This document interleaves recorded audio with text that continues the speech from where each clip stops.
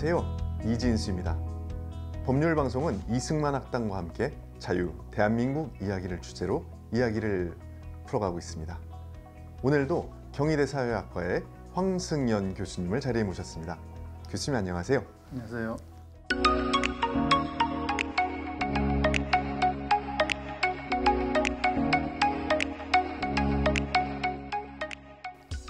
감사합니다. 지난 시간에 우리나라의 상속세 제도에 대해서 말씀을 해주셨습니다. 세계적으로도 유례없는 가장 높은 상속세 제도, 이것이 우리나라에서 유지되고 있는 것이 어쩌면은 그 이유를 우리 사회에 내재되어 있는 노비근성이 아닐까라는 지적을 해주셨습니다. 이것이 어찌 보면은 사회적 합의가 이루어졌기 때문이 아닌가 싶은데요. 이런 것이 어떤 심리적 행동 특성이 그 사회에 발전시키고 또 퇴보시키는데 영향을 미칠 수가 있을까요? 헤이건이라는 미국의 경제학자가 있는데 그 경제학자가 이런 논문을 썼습니다. 어떻게 경제 성장이 시작되는가라고 하는 글을 썼는데, 이 논문에서 기술적으로 낙후된 국가들이 급속한 산업화를 이루는 이유가 무엇인가, 거기에 대한 답을 찾으려고 했어요. 그런데 그때 사회 변동에 영향을 주는 요인으로 특정 사회에 널리 퍼져 있는 개인의 심리적인 특성들, 퍼스널리티의 유형들을 연구했습니다. 어떤 특수한 사회적 맥락에서 창조적 퍼스널리티를 가진 사람들이 나타나고 이들에 의해서 경제 발전이 시작된다라고 하는 가설을 증명하려고 했죠. 이는 우리나라가 제3공화국 출범 이후에 40-50년 동안 세계적으로 유례없는 경제 성장을 이루었는데 그 원인이 무엇인가를 찾는 데 도움을 주는 그런 이론입니다. 헤이건 이론이. 분명히 5.16 이후에 우리나라는 군부 엘리트들에 의해서 경제개발 계획이 세워지고 이를 실천하는 과정에서 놀라운 산업화의 성과를 이루었다는 것을 압니다. 이때 우리 국민들이 가지고 있던 장점들, 즉 부지런함, 높은 성취동기, 또 학구열, 또 경쟁심, 이런 것들이 원인이었다는 연구가 많습니다. 그런데 그 전에 우리나라 사람들의 퍼스널리티가 어땠길래 조선시대 500년 동안 그토록 비참하게 살았었고 또 그 비참함을 견뎠었고 또 해방 이후에 특히 제3공화국 이후에 이것이 어떻게 바뀌었기에 지금과 같은 그런 놀라운 경제 성장을 이루었는가, 여기에 대해서 우리 국민들이 어떤 심리적 특성들이 그 원인이 되었을 거라고 생각하고 그것이 무엇인지 찾아보려고 하는 생각을 해보았습니다. 또 최근은 그것이 어떻게 바뀌어가는가라고 하는 것에 대해서도 알아보고자 했습니다. 헤이건 이외에 맥클렐랜드라고 하는 학자가 있는데, 이 사람은 어떤 사회 발전은 그 사회에 속한 개인들의 공동의 목표를 정하고 성취하려고 장기간에 걸쳐 지속적으로 노력할 때 얻을 수 있는 거다라고 했어요. 이것을 성취 동기라고 하는 개념으로 설명을 했는데, 이 성취 동기에 관련된 행동 특성을 모험심, 또 자신감, 책임감, 미래지향성, 또 혁신적인 활동성, 또 과업지향성, 그런 것 등으로 설명을 하면서 적절한 환경 속에서 훈련을 통해서 개인의 성취 동기를 변화시키고 발전시킬 수 있다고 생각을 했습니다. 어떤 개인이 갖고 있는 성취 동기는 그 사람의 퍼스널리티가 되겠죠. 그런 사람들의 집합인 그 사회가 갖고 있는 사회적 성취 동기는 그 사회의 국민성이 됩니다. 이 퍼스널리티와 국민성은 개인이 속한 사회 문화로부터 학습되고 발전되어 가겠죠. 이때 이 국민성은 그 나라의 지정학적인 요소나 자원이나 혹은 지도자들의 리더십보다도 사회 변동에 훨씬 중요한 요인입니다. 그런데 우리가 여기서 사회 발전이라고 하지 않고 사회 변동이라고 하는 것은 사회가 항상 앞으로 나아가지만 않고 또 성취 동기를 잃어버려서 퇴보한 일도 종종 있기 때문입니다. 예를 들어서 우리보다 잘 살다가 몰락한 나라들 있지 않습니까? 아르헨티나나 그리스나 베네수엘라나 이런 나라들이 그렇습니다. 방금 사회 발전이 아니라 사회 변동이다라고 말씀을 해주셨습니다. 그렇다면 우리나라 국민들의 국민성이 어땠기에 그렇게 예전에 오랫동안 가난에 이렇게 머물렀고 시달렸었고 또 그게 어떻게 해서 또 변화해 가지고 이렇게 놀라운 발전을 이룰 수 있었다고 보시는지요? 우리나라 사회 변동이 있어서 아까 말씀드렸던 창조적 퍼스널리티, 또 미래지향적인 성취 동기, 이것이 나타난 것이 불과 얼마 전의 일입니다. 최근의 일입니다. 그런데 우리 조선시대 500년 동안은 백성들이 무엇을 성취해야 되겠다라고 하는 그런 아무런 이유를 찾아보지 못한 채 빈곤에 시달렸지요. 이 시대를 노비사회라고, 노비시대라고 부릅니다. 조선 500년 동안의 노비제 사회에서 우리들에게 노비근성 같은 게 키워졌다고 봅니다. 세종 때 도입된 종모법 등으로 노비 숫자가 크게 늘어났죠. 우리나라 노비제도는 노비계급을 만들어가는 과정에서 침략이나 정복에 의하지 않고 제도적으로 자국민들을 노비로 만들어가고 또 오랫동안 유지시켜간 세계적으로 유례가 없는 악랄한 제도였죠. 이 제도로 인해서 늘어난 노비들은 대부분 자기 소유의 재산을 갖지 못하면 물론이고 자기 신체에 대한 소유권도 없었죠. 당연히 노비들의 하루 24시간이 그들의 것이 아니었습니다. 이렇게 자유가 없는 노비들에게는 미래도 없고 계획이 있을 리 없죠. 열심히 일할 이유도 없고요. 그저 주인 눈치만 보고 게으르고 비굴하게 살아만 했죠. 기근으로 먹고 살기 힘들다며 부잣집에 스스로 노비가 되어 들어가는 경우도 많았다고 합니다.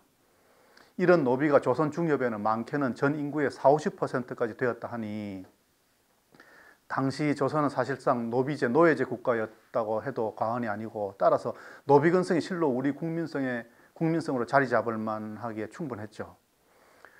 가보개혁 이후에 신분제가 공식적으로 폐지되고 이에 따라서 형식적으로 노비가 없어졌으나 노비들이 바로 자유인이 된 것은 아니고 노비 같지는 않았지만 농촌 시골에 살면서 땅이 없이 먹고 살 방도가 없었던 사람들은 머슴이라는 또 다른 이름으로 다시 주인에게 예속되어서 오랫동안 남아 있었죠.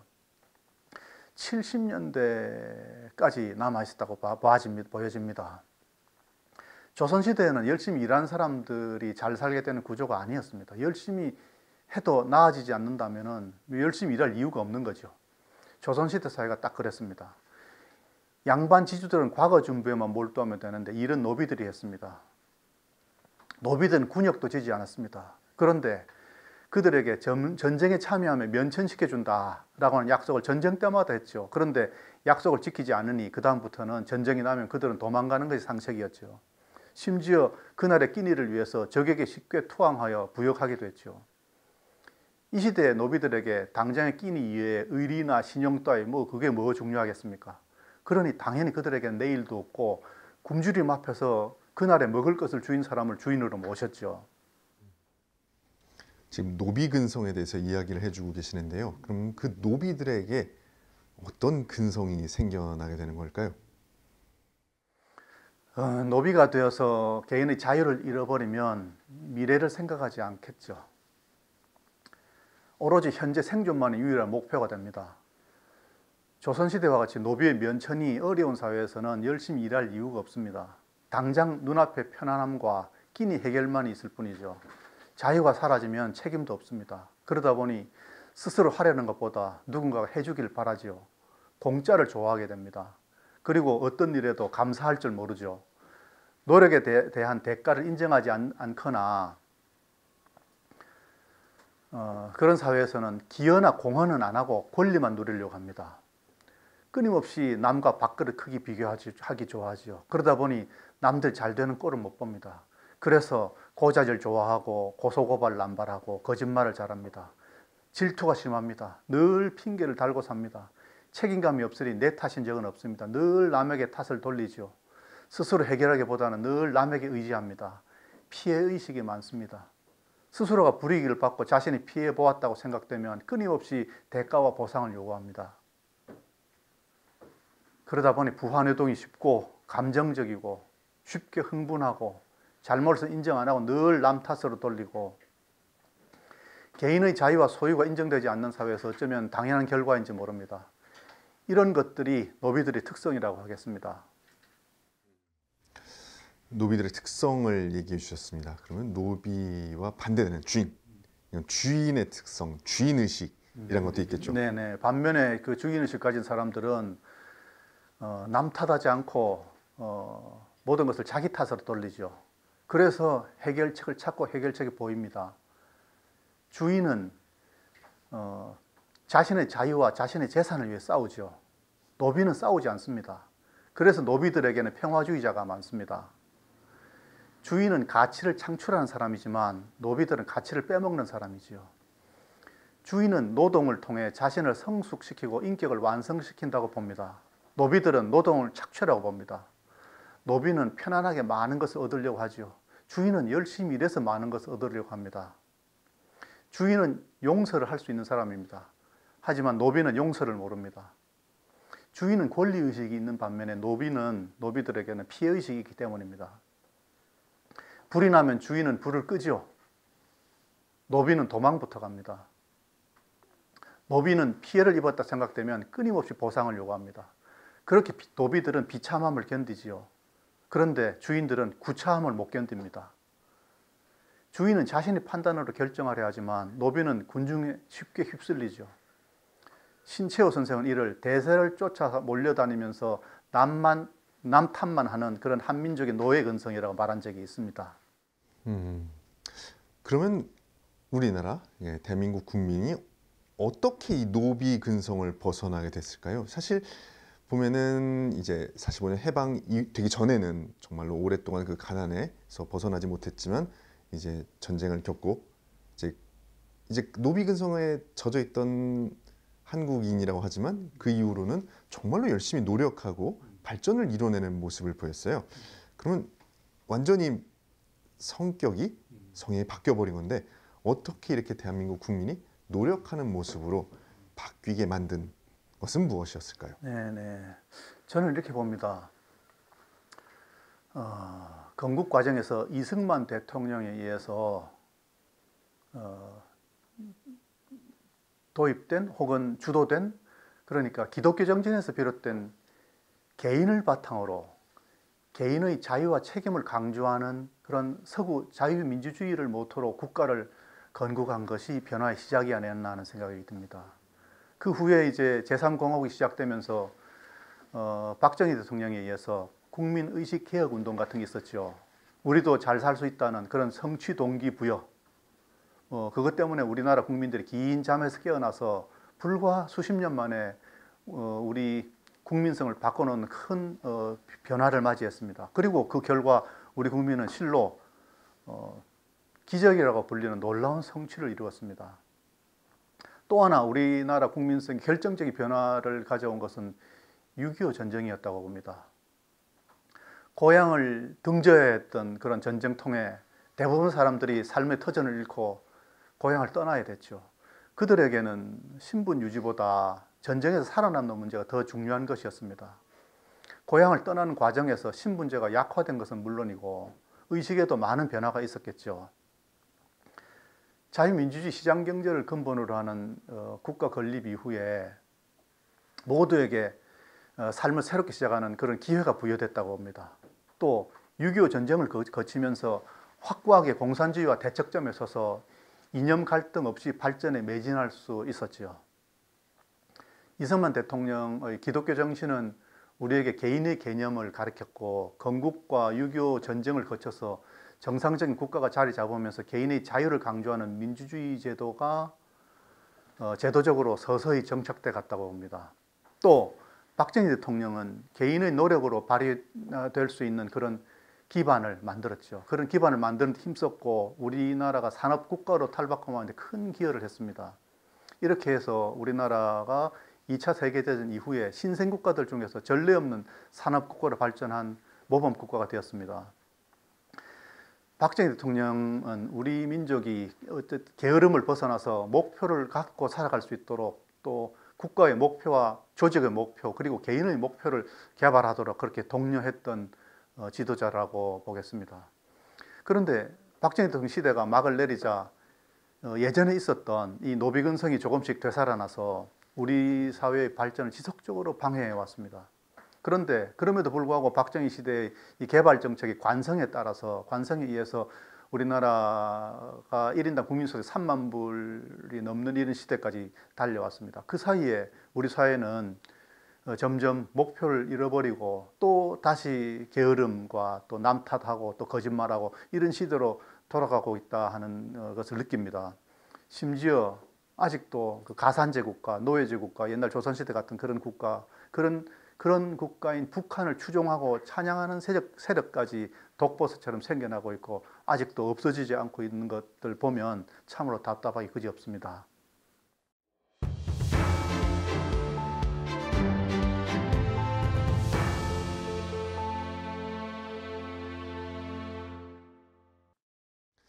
참 어렵게 얻어낸 자유이고 발전인데 그럼에도 불구하고 왜 지금 현대 대한민국은 다시 노비제 사회로 되돌아가려고 하는 걸까요? 우리 국민성 속에 숨어 있던 그 노비 근성들이 어쨌든 슬금슬금 되살아나서 남 탓하고 책임지지 않고 공짜 좋아하고 남 잘되면 배 아파하고 뭐 그런 옛날로 회귀하고 있는데 그것은 뭐 언론이나 방송이나 학교나 직장이나 뭐 이제는 뭐 심지어 유치원에서 혹은 길거리에서까지 끊임없이 노비 근성을 자극하고 북돋우고 있죠. 이를 뭐 사람들은 의식화라고 부르기도 합니다. 심지어 뭐 유치원에서까지 의식화하려는 그런 시도가 있다고 하니 참으로 안타까운 일입니다. 노조 중심의 복지국가, 사회주의 국가, 거기서는 노예들이 지배하는 국가다라고 하는 것이 입증된 지 오래입니다. 사회주의로 가는 길을 하이에크라고 하는 학자는 노예의 길이라고 했습니다. 땀 흘려서 일하는 사회가 아닌 배급받는 사회라고 하는 것이죠. 이는 열심히 일하는 사람이 잘 사는 사회가 아니고 평등하게 못 사는 사회를 말하는 것입니다. 우리나라가 지난 수년간 정부에서 국민들에게 이제 세금을 사상 최고로 거두었다 합니다. 이 거둔 세금으로 생산 환경 개선에 쓰지 않고 또 국가 경쟁력을 키우는 데 쓰지 않고 복지 재원으로 모두 사용해 버리는 것을 보면서 아, 우리 사회가 노예 사회로 가고 있구나. 그게 노예 사회로 가는 첩경이다라고 하는 생각을 했습니다. 국가가 세금을 걷어서 나눠줌으로써 부의 격차를 해소한다는 정책으로 국민들에게 인기 끌고 선거에서 표를 얻어서 집권을 연장하는 것. 그것은 국민들의 마음속에 숨어있는 노비근성을 자극해서 사회주의로 가겠다는 전략이죠. 세계 최고의 우리나라 상속세 제도 역시 우리나라 문화가 아직도 노비근성을 버리지 못하고 있기 때문에 유지되고 있다고 생각합니다. 재산권이 없으면 일을 하지 않습니다. 잘못된 법을 바꿔야 하는 국회의원들도 움직이지 않습니다. 유권자 뜻을 거스르지 않는다고 하면서 다시 노비 사회로 돌아가는 것입니다. 그리고 끊임없이 남 탓을 해야 될 것입니다. 내가 못 사는 것은 저놈 탓이다, 부자 탓이다, 재벌 탓이다, 친일파 탓이다, 뭐 식민 잔재 탓이다, 뭐 일본 탓이다, 저 나라 탓이다, 뭐 나는 잘못이 없다, 뭐 심지어 뭐 미군 주둔 탓이다, 외놈들이 죽일 놈이다, 평화롭게 사는 우리나라에 뭐 쳐들어와서 우리 평화를 깨뜨렸다. 그런데 지금도 우리가 스스로 무엇이 부족해서 나라를 빼앗겼나, 왜 못 살았나 이런 질문들을 하지 않습니다. 나를 돌아보지 않습니다. 남 탓만 하죠. 남에게서 탓을 찾으려고만 하죠. 이게 노비근성이죠. 그러다 보니까 뭐 평등이 제일 최고의 선이 되었죠. 공부 잘하는 사람들이 왜 특혜받아야지? 열심히 일하는 사람들이 왜 돈을 더 많이 벌어야 되는가? 이런 생각을 하죠. 이런 문화와 환경 속에서는 아무도 일하려고 하지 않습니다. 이런 것들이 노비사회죠. 이렇게 노비들의 사회로 다시 돌아가고 있습니다. 그들은 그저 항상 억울하게 당해왔다고만 여깁니다.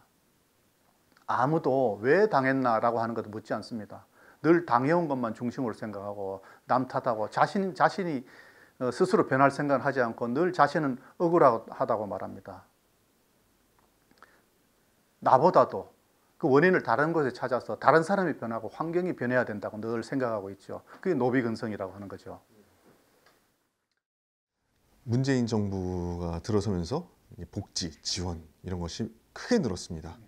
이것도 혹시 노비 근성과 관계가 있는 건가요? 이게 복지를 많이 지원을 늘리면 노비 근성이 생겨난다고 혹시 보시는지요? 바로 그게 노비 근성이죠. 지금 우리나라 학생들은 학비는 물론이고 점심값, 교복값, 뭐 교과서값, 뭐 국가에서 당연히 내주는 것으로 알고 살아갑니다. 심지어 수학여행비도 국가에서 뭐 보태주는 걸로 알고 있습니다. 이렇게 공짜에 점점 길들여져 가고 있죠. 이제는 교복이나 교과서 같은 것들은 일하지 않고 대가를 지불하지 않아도 받게 되는 어떤 권리 같은 것이 되어버립니다. 수학여행 비용도 누가 부담하는지 생각해 본 적이 없습니다. 그 가르쳐주는 교사나 어른들도 없죠. 그들도 대부분 이제는 그것을 생각해 본 적 없고 모릅니다. 익숙해진 거죠. 국가가 당연히 해주는 것으로. 여러 지자체들이 청소년 수당을 지급하고 있습니다. 이렇게 말합니다. 청소년 수당 지원을 통해서 청소년의 건전 육성과 지역 경제 활성화에 기여하고자 한다. 뭐 이랬습니다. 청년 수당을 이미 뭐 부산, 대전 뭐 이런 국외 광역 지자체와 그 다음에 어제 기초 지자체에서 다 시작을 했습니다. 재정 자립도가 20%가 안 되는 이런 지자체들도 경쟁적으로 현금 복지를 늘리고 있습니다. 복지 예산이 없어서 중앙정부의 재정 지원을 늘 요청하고 있죠. 이로 인해서 지자체들의 부채도 크게 늘고 있고 또 이렇게 우리나라는 아주 좋은 나라가 되어가고 있습니다. 이렇게 청소년들을 너무나 건전하게 육성할 수 있는 이런 대한민국으로 되어가고 있습니다. 반어법적으로 건전하게 육성한다고 말씀하셨는데 이렇게 무분별하게 지원, 선심성 복지 지원을 하다 보면은 어떤 일이 생기게 될까요? 우리 국민들의 이제 국민성에도 좀 변화가 생길 수 있을까요? 네, 네. 뭐 미국이나 캐나다 가면 숲에 들어갈 때 뭘 사인을 볼 수 있습니다. 대부분의 숲에. 또 유럽에 가더라도 뭐 그 호숫가 같은데 이런 거 붙어 있는 거 없습니다. 미국이나 캐나다에서는 곰에게 먹이를 주지 마시오. 또 호수나 연못에 가면 거위에게 먹이를 주지 마시오. 이런 안내문을 볼 수 있습니다. 먹이를 주면 동물들이 스스로 먹이 찾고 생존하는 그런 야생 능력이 떨어져서 결국에는 굶어 죽는다는 그런 이유 때문입니다. 우리나라에도 도심공원에 가면 비둘기에게 먹이를 주지 마시오라고 하는 안내문을 볼 수 있습니다. 사람들이 주는 먹이를 먹고 비둘기들이 살이 쪄서 날지 못하고 사람들에게 피해만 주는 그런 유해한 그 동물이 되었다라고 해서 비둘기라고 하지 않고 천덕꾸리 닭둘기라고 그러죠. 동물들의 생존 능력을 지켜주는 것이 대단히 중요한 일이죠. 거위나 곰 등이 야생 본능을 유지해서 살아남을 수 있도록 인간이 간섭하지 않는 노력을 하지 않으면 미래에는 더 이상 이런 동물들을 볼 수 없을지 모릅니다. 혹은 비둘기처럼 인간의 관여로서 개체수가 늘어나서 인간에 해를 끼치게 될지 모르죠. 인간이 인위적으로 과도한 관여를 하게 되면 동물의 생태계가 파괴돼서 인간 사회와 마찬가지로 건강하고 정상적인 사회가 파괴되는 경우가 있음을 우리는 역사적으로 많은 경우에서 확인할 수 있습니다. 사람들의 생존 본능은 다른 동물들하고 비교할 수 없을 정도로 뛰어납니다. 그래서 인간이 지금처럼 이렇게 살아남아서 많은 개체수를 유지하고 만물의 영장으로서 지구상에 군림하고 있는 것은 인간들이 식량, 에너지, 질병 뭐 이런 것들을 이제 극복하고 정복했기 때문에 가능했을 것입니다. 이렇게 절박한 생존의 위기를 극복해 온 것이 인류 생존의 역사입니다. 그래서 인간의 생존 능력은 놀랍다고 할 수 있습니다. 농작물의 병충해, 또 냉해 이런 자연재해가 있었을 때 그 역사적인 기근이 있었는데 그때도 인구가 크게 줄었고 패스트나 콜레라 등 전염병이 창궐했을 때도 인구가 많이 줄었습니다. 지금 우리가 코로나라고 하는 이런 전염병을 극복하고 있는 과정에 있는데 인간들은 이런 어려움을 극복하고 더 강해져서 살아남았죠. 그래서 인간의 생존 능력은 그 끝을 알 길이 없을 정도로 강력합니다. 그런데 인간이 먹이를 던져줘서 가축들이 살아가다가 주인이 먹이를 주지 않으면 그 가축들은 굶어 죽습니다. 야생 본능이 없는 그 동물들은요. 인간들도 동물들하고 마찬가지입니다. 스스로 살아남는 데 익숙해 있던 사람들한테 이제 배급을 시작하면 점차 스스로 살아남는 본능을 잃게 되죠.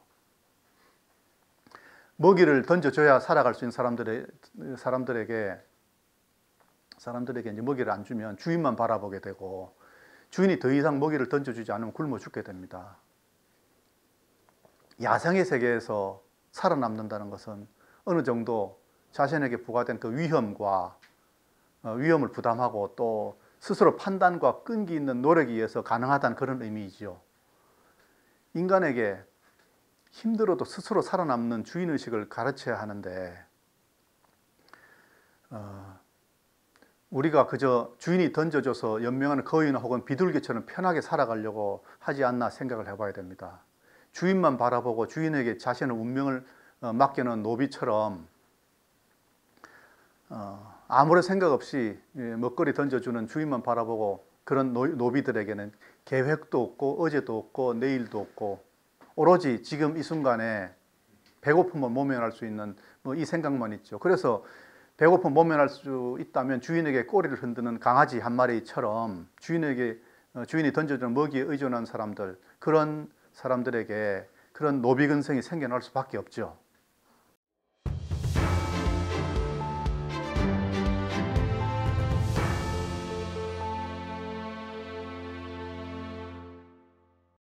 먹이를 주지 않는 가축은 결국 굶어 죽는다. 이게 참 무서운 이야기인 것 같습니다. 마찬가지로 이렇게 국민에게 복지 혜택을 주다가 이게 주지 않아서 그럼 망한 국가들이 있을까요? 이게 배급을 주던 사회가 배급을 중단하게 되면 어떤 일이 벌어지나요?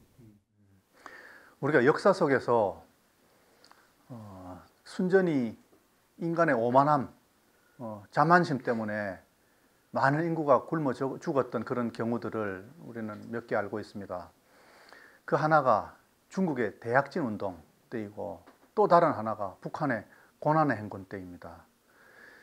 중국 대약진 운동 때 최소 4,500만 명이 굶어 죽었다고 합니다. 북한에서 고난의 행군 때 300만 명 가까이 굶어 죽었다고 합니다. 대약진 운동 때 중국에서 당시에 인민들을 굶주리면서 해방시킨다라고 하는 그런 목적으로 공동 생산, 공동 분배, 이걸 목적으로 하는 인민공사라고 하는 공동체를 만들었죠. 이제 개인은 없고 이제 공동체만 있었습니다. 마을 공동체죠. 그 마을 공동체는 모든 사람이 함께 일하고 함께 먹고 함께 생활하는 곳이었습니다. 당연히 개인 의견은 없고 공동체의 지시만 있었습니다. 한 번은 식량 증산 정책이라고 해서 곡식을 축내는 참새를 잡자고 하는 대대적인 운동이 벌어졌죠. 그 운동 결과 참새가 거의 사라졌습니다. 그 뒤에 어떤 일이 일어났느냐. 참새가 없으니까 병충해가 발생해서 병충해 발생하고 또 메뚜기 떼가 창궐해서 식량 생산이 굉장히 줄었습니다. 그때 대규모 기근이 발생했죠. 국가가 인간의 본성이나 본능을 무시하고 모든 것을 지시와 통제로 관여하려고 하는 그런 자만심에 사로잡힐 때 대재앙이 발생한 경우였습니다. 북한 역시 고난의 행군 시절에 흉년으로 식량 생산이 줄어서 배급이 줄어들자 배급에 익숙했던 많은 사람들이 속수무책으로 굶어 죽었습니다. 스스로 살아남는 법을 잊었던 사람들한테 찾아온 비극이죠. 중국과 북한에서의 재앙, 그것도 그 나라의 통치자들이 국가라는 이름으로 사람들의 생존 본능을 통제하려고 한 결과에서 발생한 것들입니다. 지금 북한에서는 배급제가 없어졌다 합니다. 최근에 부족한 식량 사정에도 굶어 죽는 사람이 속출한다는 얘기는 아직 듣지 못했습니다. 북한 사람들은 생존 본능을 어느 정도 다시 되살려서 장마당에서 서로 교환해 가면서 그렇게 살아가고 있죠. 복지 배급 좋아하다가 망한 나라들은 뭐 이 이외에도 남미와 유럽에서 볼 수 있는데 뭐 베네수엘라나 뭐 그리스나 뭐 아르헨티나들 그런 나라들이 그러합니다. 마치 이 이야기가 뭐 복지를 뭐 다 없애야 된다 약간 그런 느낌인데 사실 그건 아니지 않습니까? 또 사회 배려 대상자들에게는 어느 정도 이렇게 최소한의 지원을 해줘야 되지 않나 이렇게 생각이 들고요.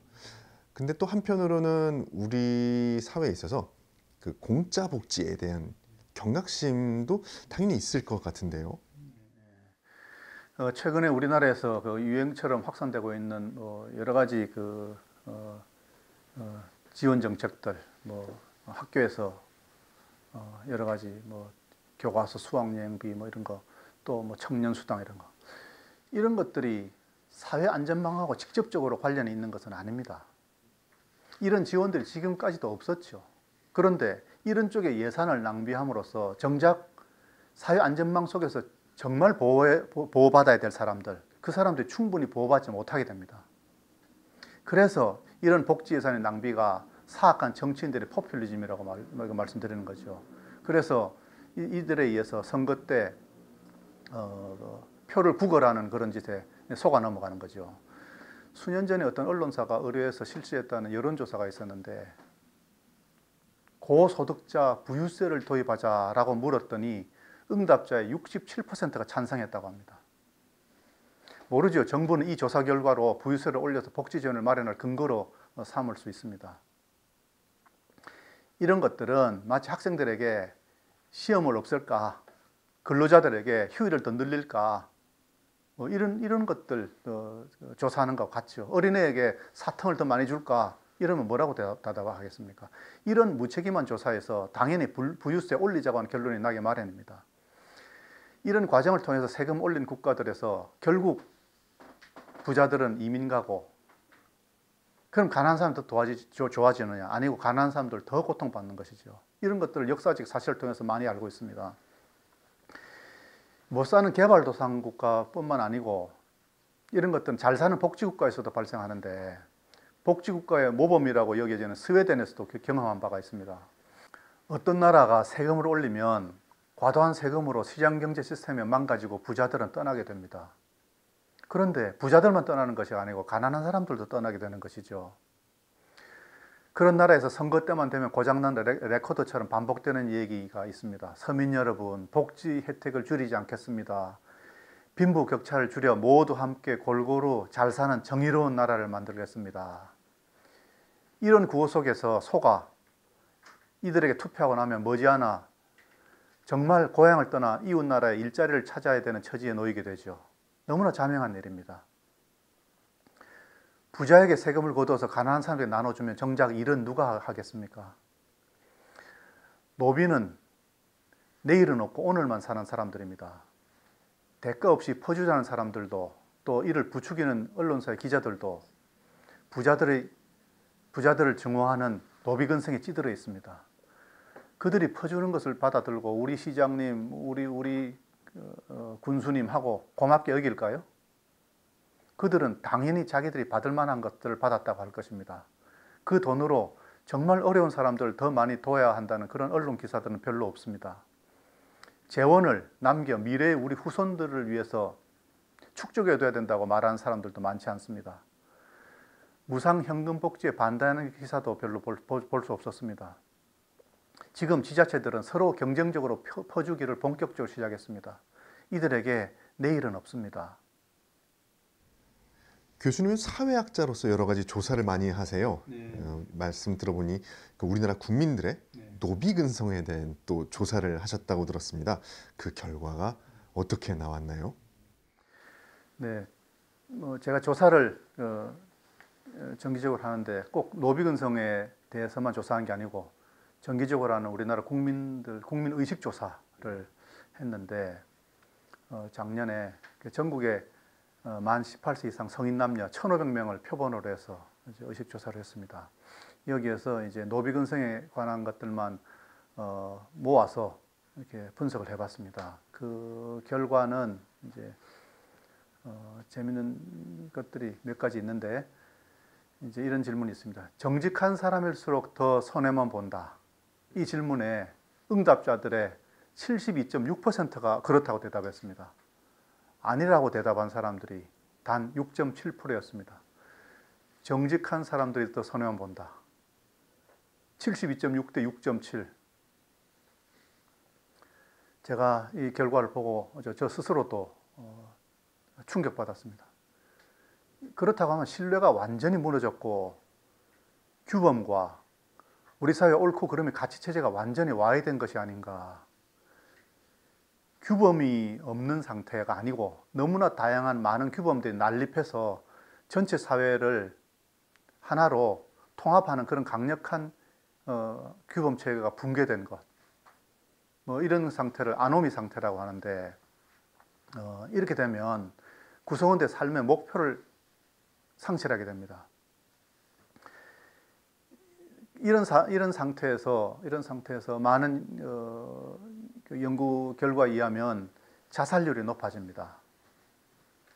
이런 아노미 사회에서 우리나라 자살률이 2011년부터 쭉 낮아져 왔습니다. 자살률은 10만 명당 자살자 숫자입니다. 2011년부터 계속 낮아지다가 2017년부터 높아지기 시작했습니다. 2017년이 어떤 해인지 한번 생각해 보시기 바랍니다. 2017년에 24.3에서 2018년에 26.6, 2019년에 26.9로 점점 높아졌습니다. 이걸 사회학자들은 아노미적 자살이라고 말하죠. 우리나라의 2019년에 10대에서 30대 사이 사망 원인의 1위가 자살입니다. 40, 50대 사망 원인의 2위가 자살입니다. 현재 자살로 숨지는 사람의 비율이 우리나라가 OECD 국가들 중에서 가장 높습니다. 언론에서는 이걸 치열한 경쟁사회 그늘을 보여주는 지표다라고 말하고 있습니다. 그래서 소외된 계층의 불안감을 이해해야 한다라고 말합니다. 그러나 제 생각에는 경쟁 때문에 치열한 경쟁사회 이것 때문에 이 압박감 때문에 자살률이 높아지는 것은 아닙니다. 오히려 노력하면 더 나은 삶을 살 수 있다는 이런 희망이 없어져서 삶의 목표를 상실하게 되면은 그러면 자살률이 오히려 늘어납니다. 경쟁할 수 있는 여러 다양한 가능성을 열어두는 것, 그것이 자살을 막는 길입니다. 그런데 우리나라 젊은이들은 보십시오. 늘 젊은이들은 우리가 보호해 줘야 되고 보호받아야 되고 또 힐링이란 말 있지 않습니까? 늘 치료받아야 되고 위로받아야 되고 그런 책 있지 않습니까? 그를 위로받아야 되는 그런 청년들로 늘 취급해 왔죠. 그런 존재로 취급하면서 청년들은 점차 목표를 상실해 가고 그래서 자살률이 높아져 갑니다. 노비 근성이 점점 쌓여갑니다. 이 노비들에게 내일은 없죠. 그래서 노비들에게 자살률이 굉장히 높습니다. 이들에게 내일을 가르치지 않습니다. 오로지 오늘의 편안함만 가르치죠. 자, 그래서 또 질문에 내일보다 오늘의 행복이 더 중요하다 이렇게 물었더니 45.8%가 그렇다. 18.8%가 아니다. 그러니까 거의 3배 가까이 내일보다 오늘의 행복이 더 중요하다라고 국민들이 대답하고 있습니다. 내일이 더 중요하다고 생각하는 사람들이 더 많은 사회가 더 건강한 사회입니다. 자살률도 더 낮습니다. 노비근성의 또 다른 면은 자신의 처지를 늘 남 탓으로 돌리고 부자 탓으로 돌립니다. 그래서 가진 사람들의 재산은 뺏어야 된다고 생각합니다. 우리 조사에서 또 이런 질문이 있었습니다. 부자들의 재산이 노동자, 농민들의 피와 땀의 결실을 뺏어서 생긴 것이다 라고 하는 질문에 34.5%가 그렇다라고 하는 긍정의 대답을 했습니다. 부자들의 재산은 노동자, 농민들의 피와 땀의 결실을 뺏어서 생긴 것이다. 여기에 아니라고 대답한 사람은 불과 30.5%였습니다. 자, 최고 세율 60%라고 하는 세계에서 가장 높은 상속세 제도를 갖고 있는 우리나라의 경우에 대해서 물었는데 부자들에 대한 상속세를 이거보다 더 올려야 된다고 합니다. 상속세 더 올려야 된다는 사람이 64.7, 아니다가 14.9. 정부가 부자 증세, 부동산 관련 세금 인상, 또 공정거래 3법 이런 걸 강행해서 사회주의 정책을 밀어붙이는 이유가 있죠. 바로 이런 조사 결과 때문입니다. 우리나라 사람들이 노비근성을 철저하게 이용하고 있는 것입니다. 국민들은 그동안에 감춰져왔던 우리 국민들의 그 노비근성이 자극되어서 공짜로 퍼준다는 수많은 복지기금에 반응한 것이죠. 하이에크가 얘기한 노예의 길로 점점 빠져들고 있는 것입니다. 보수 성향의 사람들은 부자들의 노력의 대가와 그 대물림을 어느 정도 인정하고 있지만 진보 성향 사람들은 인정하고 싶지 않다는 것이 이 조사 결과입니다. 왜 사람들은 부자의 노력을 인정하지 않고 또 사람들이 내일보다 오늘을 중시하고 또 개인보다 공동체에 의존하게 될까요? 이제 자유를 포기하는 마음이죠. 노비근성이라는 것이 자유를 포기하는 마음입니다. 에릭 프롬이라고 하는 사회학자가 자유로부터의 도피라고 하는 책을 썼는데 바로 여기서 얘기한 노비근성이 자유로부터의 도피하는 마음입니다. 이번 조사에서도 우리 국민들이 개인을 기꺼이 희생시킨다라고 하는 그런 태도를 볼 수 있었습니다. 질문에 이런 게 있었습니다. 공동체를 위해 개인의 이익을 양보하는 것이 우리 사회의 아름다운 전통이다. 이 질문에 47%가 그렇다. 17.4%만이 부정적인 대답을 했습니다. 내 자유와 권리를 양보하더라도 동료들과 경쟁하지 않고 평등하게 살아가는 것이 더 행복한 삶이다 라고 한 질문에 34.4%가 긍정, 26.3%가 부정. 자, 공동체를 위해서 개인을 희생하는 것을 미덕으로 여기도록 교육받아 왔습니다. 지금도 그렇게 강요받고 있죠. 공동체를 위해서 맹목적으로 개인을 희생하라는 논리, 그 논리에 우리 사회는 점점 전체주의로 가고 있습니다. 최근에 정부의 선심성 그 복지 정책, 또 코로나 방역을 핑계로 한 그 집회 금지, 이런 걸 통해서 우리나라 국민성 중에서 잊혀져 가던 노비근성이 점점 되살아나고 있다고 보여집니다. 경쟁을 죄악시하고 평등을 선이라고 여기는 이런 사람들, 자, 이런 사람들은 노비의 안도감 같은 걸 느낍니다. 경쟁하지 않는 이런 안도감. 이것이 자유로부터 도피하는 길이고 노예의 길이죠. 자, 우리가 얘기하는 이런 단어들, 평등, 양보, 공동체, 이웃, 행복, 뭐 이런 단어가 주는 선의에 우리는 속아 넘어가죠. 그래서 하이에크는 이런 얘기했죠. 지옥으로 가는 길은 선의로 포장되어 있다라고 했죠. 그 책 노예의 길에서 이런 유럽의 속담을 인용했습니다. 지옥으로 가는 길은 선의로 포장되어 있다. 이 선의는 거짓말이죠. 이 세상에 평등한 사회는 없습니다. 행복은 희생의 대가죠. 전체주의적 선동에 주로 동원되는 거짓말이 평등과 행복입니다. 그런데 이런 거짓말을 한 번 들으면 부정하지만 그 다음에는 의심하고 반복해서 말하면 결국 믿게 된다고 합니다. 북한 주민들은 북한이 이 세상에서 가장 행복한 사회인 줄 알고 삽니다. 그들은 자기들이 선하고 훌륭한 지도자 밑에서 예전보다 훨씬 나아진 사회에서 살고 있다고 생각합니다. 우리나라도 마찬가지로 우리도 훌륭한 지도자 밑에서 점점 나아지고 있다, 이런 생각하는 사람들이 많지 않습니까?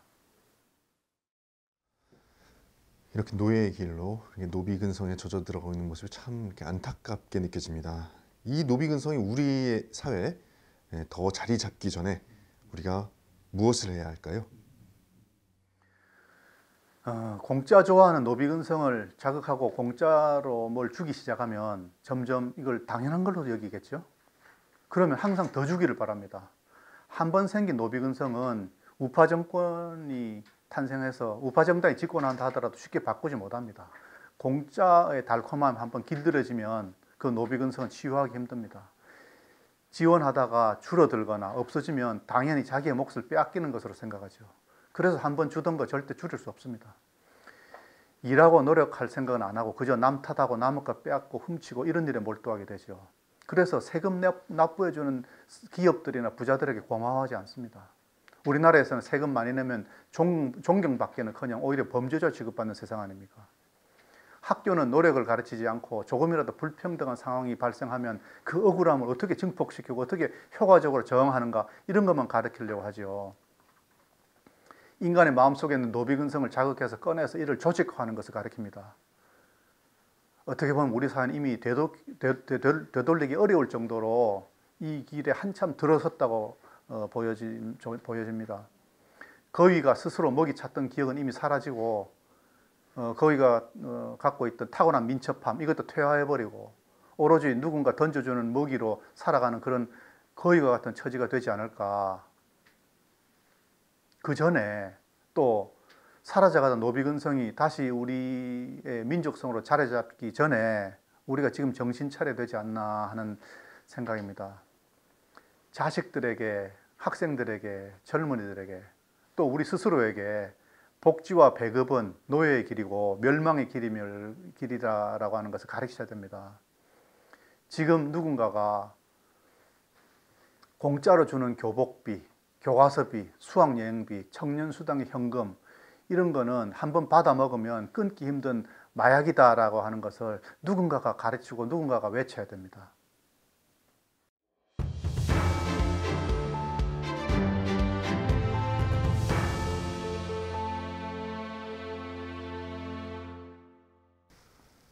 공짜 점심은 없다. 자유는 공짜가 아니다. 이런 말씀과 많이 연관되는 오늘의 내용이었습니다. 우리 모두가 천부 인권의 가치, 자유, 생명, 재산의 가치를 깨닫고 우리가 그 노비근성에 젖어들지 않도록 경각심을 갖고 깨어서 자유 대한민국의 가치를 이어가는 우리가 되어야겠습니다. 오늘도 귀한 말씀 해주신 경희대학교 사회학과 황승현 교수님을 모시고 이야기를 들었습니다. 교수님 귀한 말씀 감사합니다. 네, 고맙습니다. 감사합니다.